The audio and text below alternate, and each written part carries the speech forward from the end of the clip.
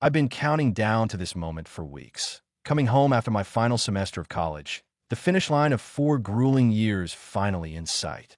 At 23, I'd fought tooth and nail to get here. Endless nights hunched over textbooks in a cinderblock dorm room, fueled by stale coffee and sheer stubbornness. Scraping by on a barista gig that barely covered rent, stretching every dime until it screamed. No one handed me anything. No scholarships, no family fund, just me and my beat-up laptop against the world. It wasn't pretty, but it was mine, and I'd earned every second of the relief I felt driving home that crisp October afternoon. My family? They never really gotten it. Small-town lifers. They saw college as some lofty, pointless detour. Dad would grunt, "You don't need a fancy degree to pour concrete or fix a carburetor," while Mom chimed in with her classic, "Why waste all that money when there's good work right here?" I'd stopped arguing years ago. They weren't going to change, and I wasn't either.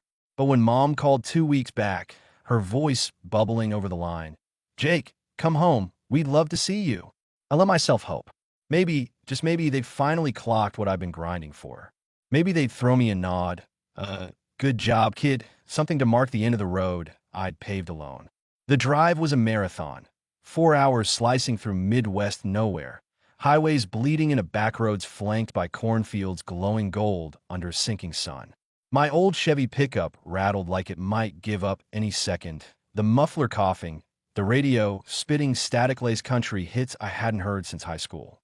I cranked the window down, letting the cool air whip through, and caught myself humming along to some twangy ballad about lost love and dusty roads.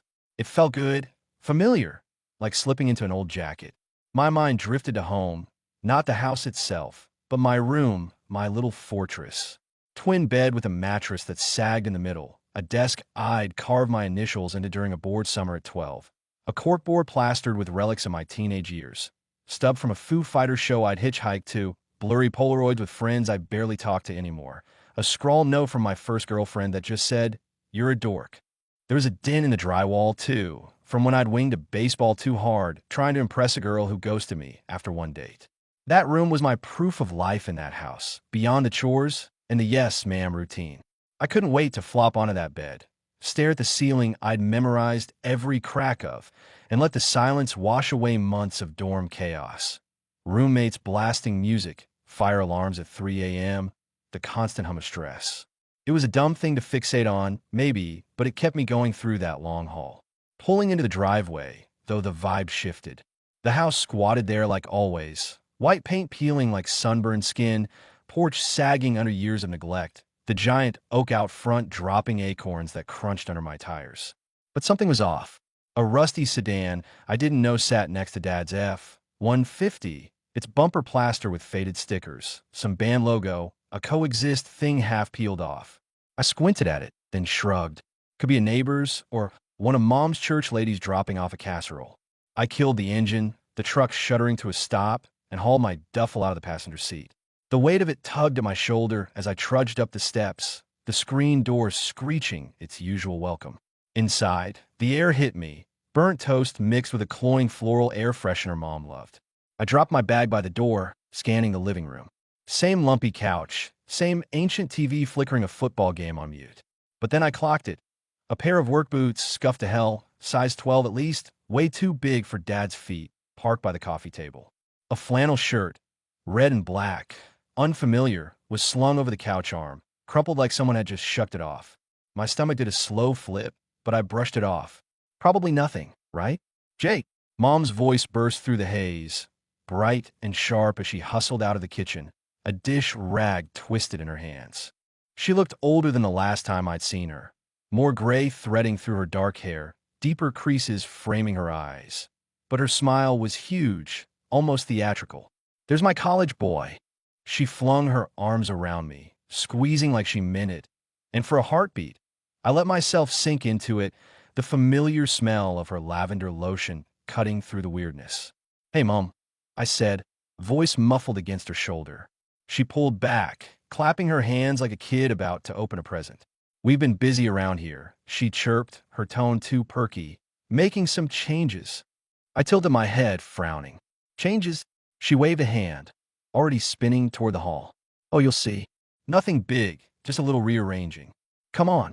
Her energy was off, forced, like she was overcompensating. I hesitated, that flip in my gut turning into a knot, but I followed, my sneakers scuffing the scarred hardwood. The hall was a time capsule. Same faded floral wallpaper curling at the edges. Same crooked frames with photos of me and my sister, Amy, gap-toothed and grinning in our Easter best.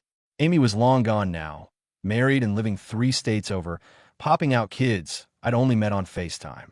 The familiarity should have settled me, but it didn't. That knot tightened as we neared my door, cracked open just enough to spill a sliver of light into the hall. I could hear something rustling, faint like fabric shifting. Mom stopped short, turning to me with that same staged grin. "Go ahead, take a peek." Her voice was syrupy, and it set my teeth on edge. I pushed the door wide, stepping in, and the world tilted. My room wasn't my room. The walls, dark green I'd begged to paint at 15, a battle I'd won after weeks of nagging, were slathered in a dull, institutional gray. My twin bed was gone, swapped for a queen-size monstrosity, sheets twisted like someone had just crawled out of it. A battered guitar case leaned against the wall, strings poking out like broken promises. A trash bag in the corner overflowed with dirty clothes, socks, boxers, a stained tee that reeked of sweat and stale beer. My desk was still there, shoved against the far wall, but it was buried under garbage. Crushed soda cans, a greasy pizza box, a laptop with a cracked screen blaring some lo-fi playlist. The corkboard was stripped bare, no tickets, no photos, just a couple thumbtacks hanging on. A pair of giant sneakers, size 13, easy, sprawled by the closet, laces undone. My chest locked up, breath stuck somewhere between shock and rage. I turned slow, voice scraping out. "What the hell is this?" Mom hovered in the doorway, her smile flickering but holding. "Oh, honey," she said, laughing like I missed a joke. "We gave your room to Travis." Travis, my cousin. The family's perennial train wreck. 26, jobless more often than not, always trailing a cloud of excuses and bad luck. Dropped out of community college after 1 semester, totaled 2 cars in 3 years. Couch surf his way through every relative who'd take him. I'd barely seen him growing up. He was older, always off doing dumb shit while I was stuck mowing lawns and dodging dad's lectures. My mouth went dry, words tripping over themselves. "You gave my room to Travis?" She nodded, casual as if she'd loaned him a sweater. "Well, yeah, Jake. You don't live here anymore." "Not really." It didn't make sense to keep it empty when he needed a place. I blinked, waiting for her to crack, to say gotcha. But she just stood there, hands clasped like this was the most logical thing in the world. "Needed a place?" I echoed, voice rising despite my grip on it. "This is my room, Mom. Where's my stuff?" She blinked, caught off guard. "Oh, it's in the garage, in some boxes. We didn't throw anything out, don't worry." A laugh punched out of me, short and jagged. "The garage. Awesome." I drag a hand through my hair, pacing a tight circle, the unfamiliar stink of someone else's mess clogging my lungs. She stepped closer, her tone dipping into that soothing register she used when I was a kid with a scraped knee. "You can sleep on the couch, sweetie. It's just for a few days." That did it. The offhand way she tossed it out like I should be grateful for a lumpy sofa in my own damn house. Something snapped, clean and cold. I grabbed my duffel, slinging it over my shoulder. "Nah," I said low and steady. "I'll sleep somewhere else." Her smile wobbled. "What?" "Jake, don't be ridiculous." But I was already moving, brushing past her, my boots thudding down the hall. She called after me. "You're not serious? Come back here." But I hit the living room, snatched my keys off the counter where I dropped them, and yanked the front door open. The screen slammed behind me, a punctuation mark on the whole mess. Outside, the air bit at my face, sharp with the promise of frost. I threw my bag into the truck, climbed in, and cranked the engine. It roared, louder than it should have, and I peeled out, gravel spraying like shrapnel. My hand shook on the wheel, chest tight like I'd run a mile. The house shrank in the rear view, porch light glowing yellow, Mom's silhouette in the doorway, shrinking to a speck. I didn't know where I was going, just away. The town blurred past, neon diner signs, the gas station with its flickering open light, the grain elevator looming like a sentinel. My brain was a tangle, replaying it over and over. The gray walls, the sneakers, Mom's chipper, we gave it to Travis. They hadn't even texted me. For years of killing myself to prove something, to them, to me, and they'd handed my space to the guy who couldn't hold a job at a fast food joint. Travis, the golden boy of failure, always stumbling into someone's pity. Me, I got a shrug and a couch. I drove aimless for 20 minutes, streets looping back on themselves, the truck's headlights carving through the dark. My phone buzzed in my pocket. Mom, no doubt, ready to layer on the guilt. I let it ring, knuckles white on the wheel. Where's I even headed? I could crash a motel, but the idea of shelling out cash because my own family had booted me stung worse than the betrayal itself. Most of my high school crew had scattered, college, jobs, marriages, leaving me with a short list of lifelines. Then it clicked. Sam, my best friend since we were 10, the guy who'd once hotwired his dad's tractor to impress a cheerleader, who talked me off every ledge from breakups to that time I flunked algebra. We'd drifted some since I left for school, texts when we remembered, a couple drunk FaceTimes, but he was still Sam, solid as the oak in my parents' yard. His place was a few miles out, a squat ranch house he'd taken over after his folks split. I turned onto his street, praying his Jeep was in the drive. It was parked crooked like always, and I let out a breath, pulling in behind it. I cut the engine, the silence ringing in my ears, and hauled myself out. The night was cold, stars prickling the sky, and Sam's porch light buzzed faintly as I climbed the steps. My knock echoed, hesitant, and I shifted my weight, second-guessing. What if he had company? What if he didn't want me dragging my drama in? The door creaked open, and there he was, Sam, all 6'3", hair a wild mop, wearing a faded Metallica tee and sweatpants that had seen better days. He squinted, then grinned, leaning against the frame. Holy shit, Jake. You lost or something? I tried to match his grin, but it came out lopsided. Hey, mun, got a minute? He clocked my face, pale, probably eyes tight, and his grin slipped. Yeah, get in here. You look like you got hit by a truck. The house smelled like a stoner's paradise. Pizza grease, burnt popcorn, a whiff of weed lingering in the air. The living room was pure Sam. A sagging couch piled with blankets, a coffee table littered with beer cans and a half-eaten slice, an Xbox humming under the TV with a paused game flickering on screen. A guitar sat propped against an amp, string slack, like he'd been messing with it before I showed up. He flopped into a recliner, kicking his feet up, and waved me to the couch. All right, Spiel. What got you looking like that? I dropped my bag, sank into the cushions, and scrubbed my hands over my face. Then it poured out, the call from Mom, the long drive, walking into my room, and finding Travis's trash heap where my life used to be. Sam didn't cut in, just sat there, cracking his knuckles, his jaw ticking tighter with every word. When I ran dry, he let out a low whistle. Dude, that's fucked. I snorted bitter. Yeah, tell me about it. He leaned forward, elbows on his knees. It didn't even give you a heads up? Just bam, here's Travis. Nope, like it was nothing. He shook his head, muttering, unfucking believable. My phone buzzed again, Mom, Dad, Mom again.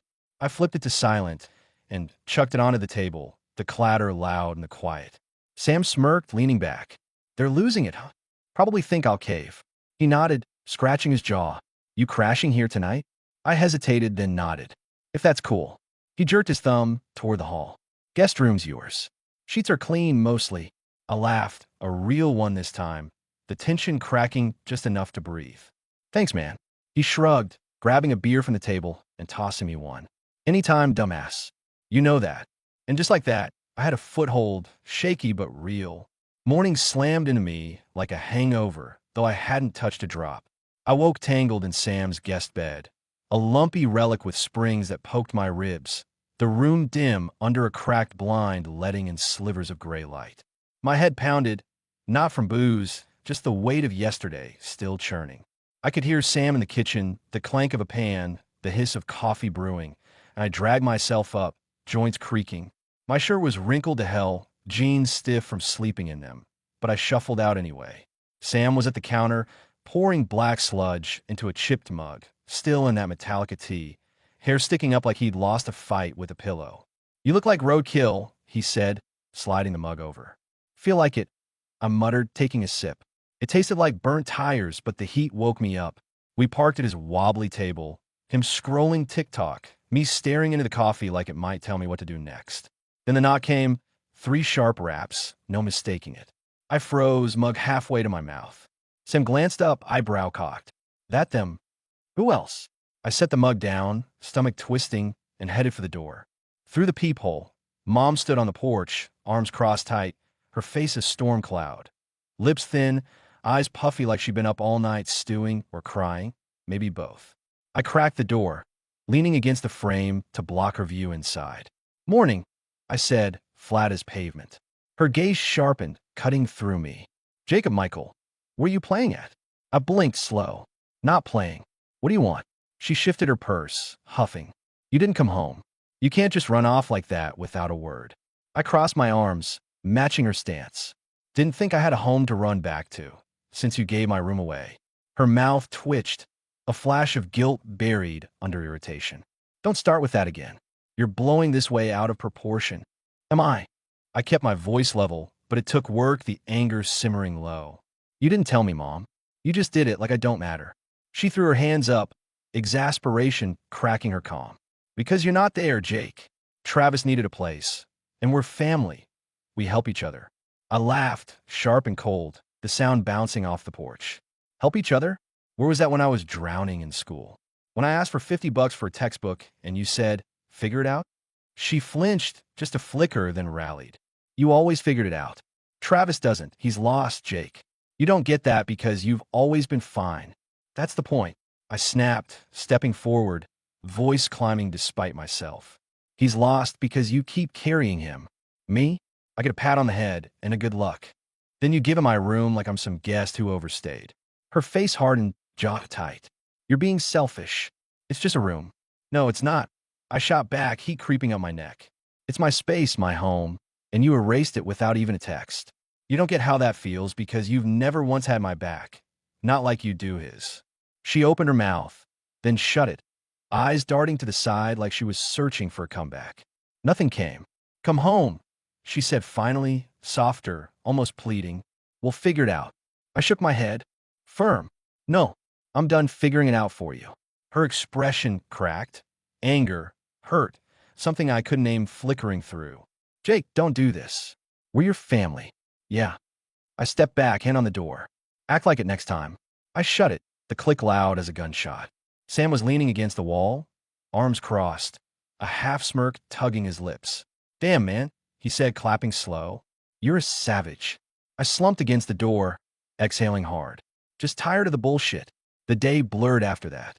Mom's calls came in waves, 10 in 2 hours, then texts piling up. "Jake, please talk to me. This is ridiculous. You're breaking my heart."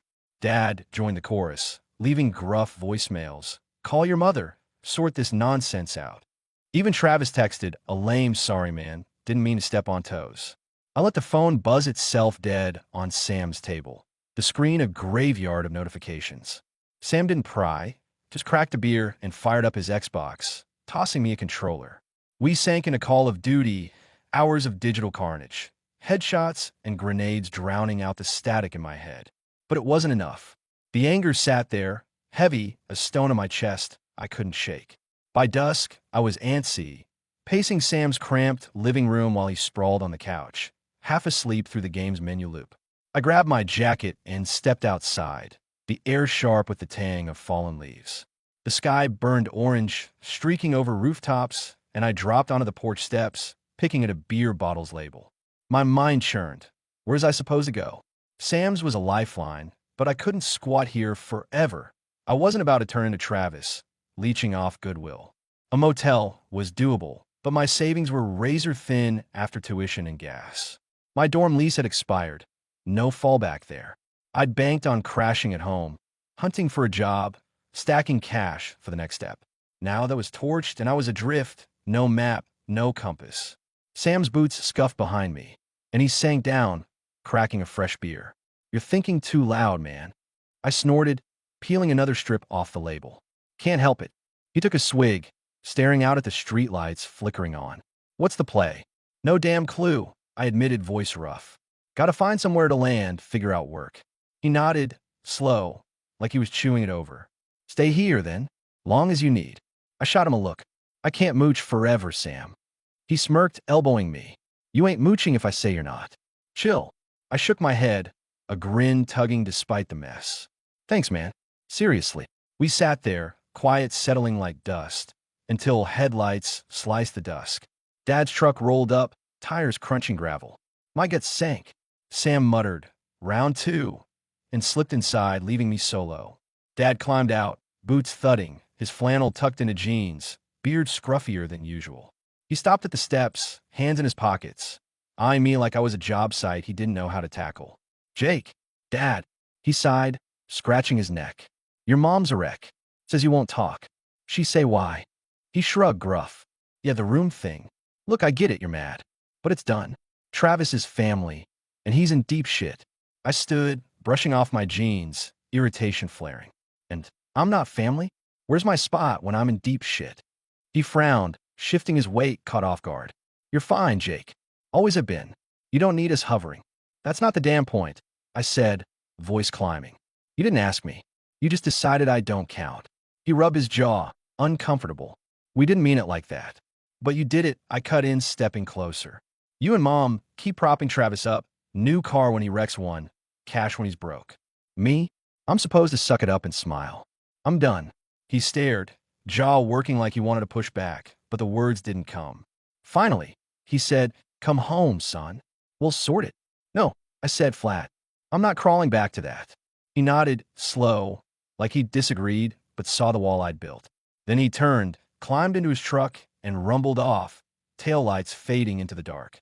Sam's guest room turned into my bunker over the next few days. I camped out on my laptop, scouring job boards, warehouses, construction, retail, anything with a paycheck. My savings were a lifeline, but they wouldn't last long. I fired off applications, tweaking my resume with every click, the monotony numbing the ache.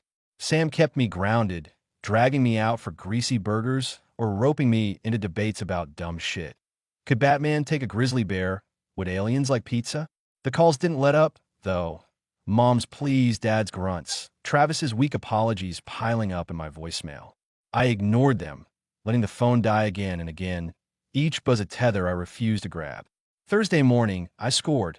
An interview at a hardware store 2 towns over, entry-level, stocking shelves and ringing up nails.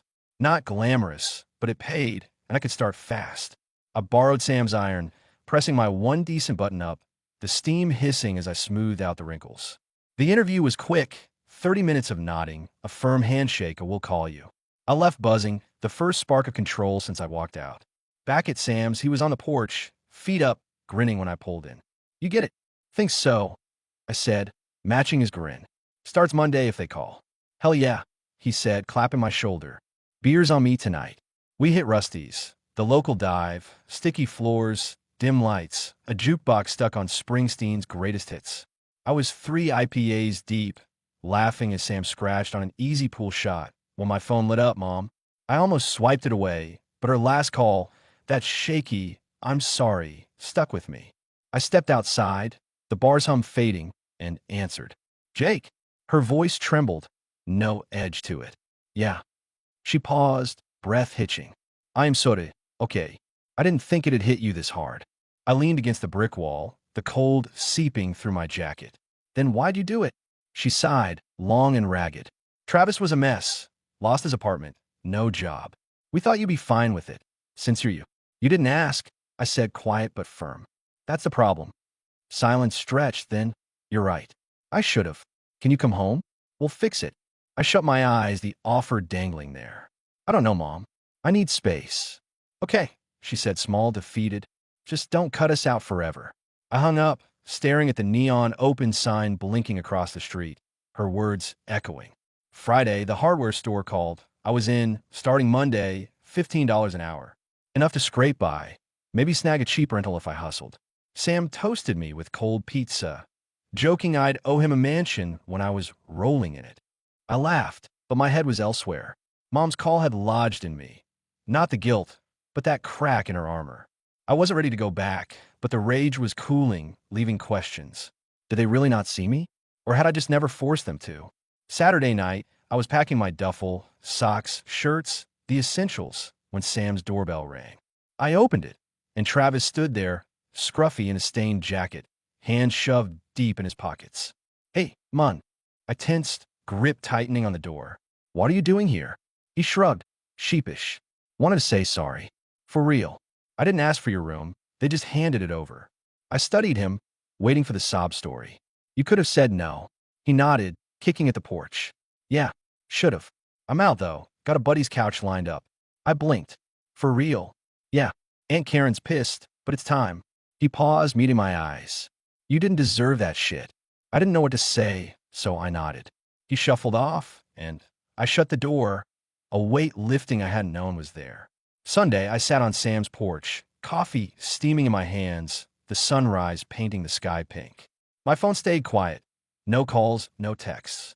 I'd head out soon, crash in a motel till I found a place near work. Home wasn't what I'd thought, but maybe it never had been. I'd built my life solo, and this was just another brick. Mom and Dad? I'd figure that out later. For now, I had a job, a plan, and Sam. It was enough. Weeks later, I'm rooted, tiny apartment, leaky faucet but mine. Work steady, stacking lumber and selling screws, cash trickling in. Mom's texted, short, careful messages, no pressure. I replied, keeping it light. Travis is gone, and they've offered my room back, but I'm not biting. Not yet. I don't need it. Sam crashes over for game nights, and I'm good, better than good. Walking out that night sucked, but it cracked something open. I'm not the a-hole for leaving. I'm the guy who finally picked himself. And damn, that feels right. What did you think of Jake's story? Wild, huh? Finding his room given to his cousin Travis after all that college grind, and his family brushing it off. He walked out. Right move or overreaction? Tell us in the comments. Like and subscribe for more stories like this, and let us know, what would you have done? Catch you next time.